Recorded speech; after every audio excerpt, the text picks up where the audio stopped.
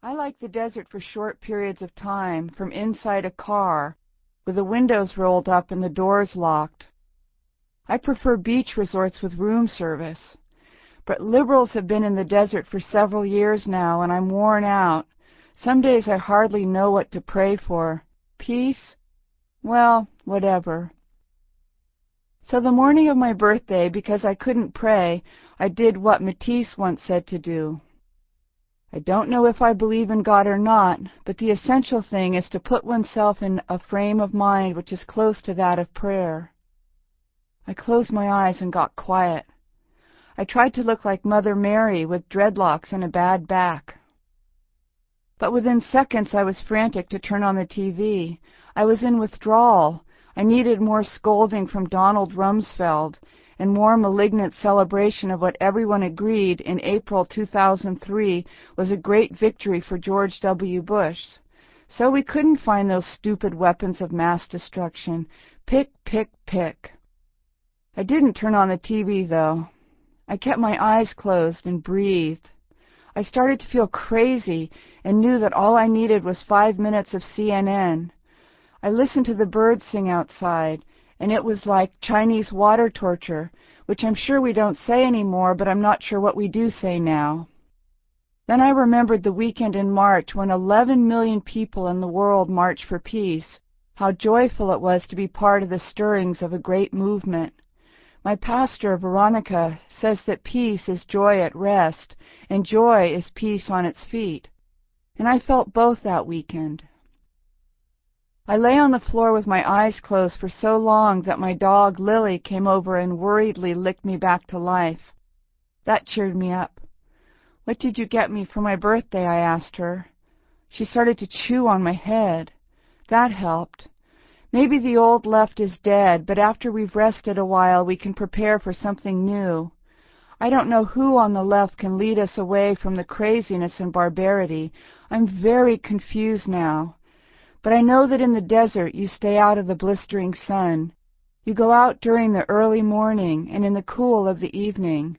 You seek oasis, shade, safety, refreshment. There's every hue of green and of gold. But I'm only pretending to think it's beautiful. I find it terribly scary. I walk on eggshells and hold my breath. I called Tom back. He listened quietly. I asked him for some good news. He thought. "Well," he said finally, "my cactuses are blooming. Last week they were ugly and reptilian, and now they are bursting with red and pink blossoms. They don't bloom every year, so you have to love them while they're here." "I hate cactuses," I said. "I want to know what to do now. Where do we even start?" "We start by being kind to ourselves, Annie. We breathe, we eat. We remember that God is present wherever people suffer. God's here with us when we're miserable, and God is there in Iraq. The suffering of innocent people draws God close to them. Kids hit by U.S. bombs are not abandoned by God." "Well, it sure looks like they were," I said. "It sure looks that way to their parents." "Well, it also looked like Christ had been abandoned on the cross. It looked like a win for the Romans. How do we help, though? How do we not lose our minds?" "You take care of the suffering." "But I can't get to Iraq. There are folks who are suffering and miserable here, too." After we got off the phone, I ate a few birthday chocolates. Then I asked God to help me be helpful. It was the first time that day that I felt my prayers were sent and then received, like email. I tried to cooperate with Grace, which is to say I did not turn on the TV. I asked God to help me again. The problem with God, or at any rate, one of the top 5 most annoying things about God, is that he or she rarely answers right away. It can take days, weeks. Some people seem to understand this, that life and change take time. Chou En-lai, when asked, "What do you think of the French Revolution?" paused for a minute, smoking incessantly, and then replied, "Too soon to tell." I, on the other hand, am an instant message type. It took decades for Bush to destroy the Iraqi army in 3 weeks. But I prayed, "Help me," and then I drove to the market in silence to buy my birthday dinner. I flirted with everyone in the store, especially the old people, and I lightened up. When the checker finished ringing up my items, she looked at my receipt and cried, "Hey, you've won a ham!" I felt blindsided by the news. I had asked for help, not a ham. This was very disturbing. What on earth was I going to do with 10 pounds of salty pink eraser? I rarely eat it. It makes you bloat. "Wow," I said. The checker was so excited about giving it to me that I pretended I was too. "How great!" A bagger was dispatched to the back of the store to fetch my ham. I stood waiting anxiously. I wanted to go home so I could start caring for suffering people or turn on CNN.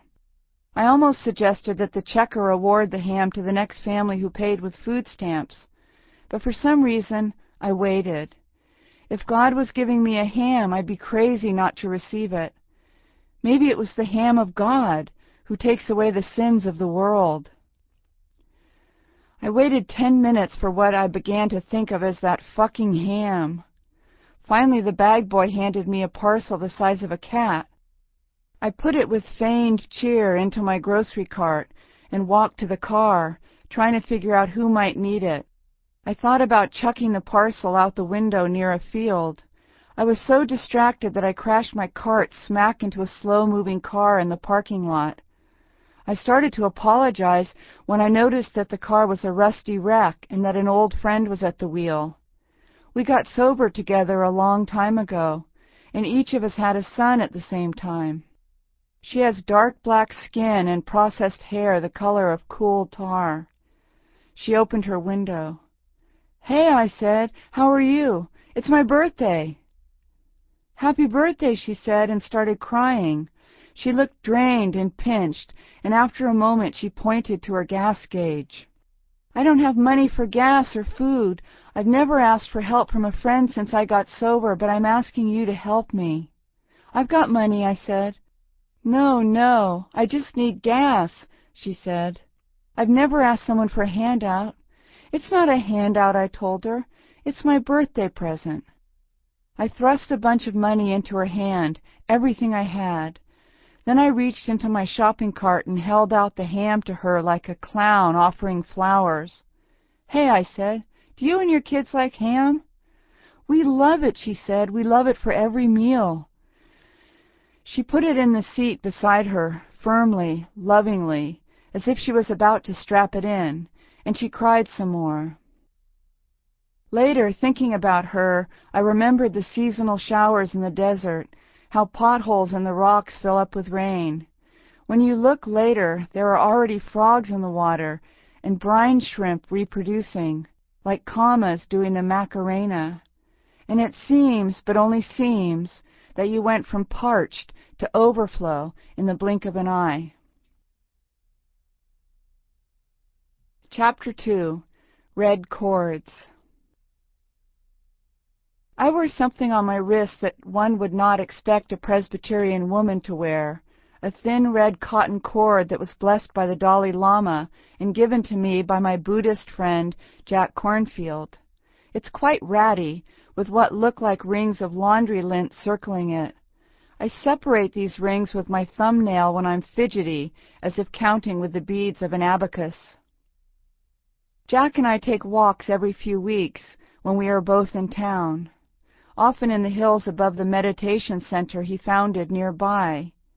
He teaches his students and has taught me to slow down, breathe, and take care of everyone, which is of course the same message Jesus taught, that breath is our connection to Holy Spirit and to our bodies, minds, and souls, and that if the devil can't get you to sin, he'll keep you busy. Jack is about my age and height, slight and very Jewish. He brought me homemade chicken soup last time I was sick in bed. He also seems vaguely East Indian, smooth and brown, and gives off a light, spicy, ancient smell. Breathing has never been my strong suit. I've never liked doing it all that much. When I was young, I was afraid that if I stopped remembering to breathe, I'd have cardiac arrest. I was always much better at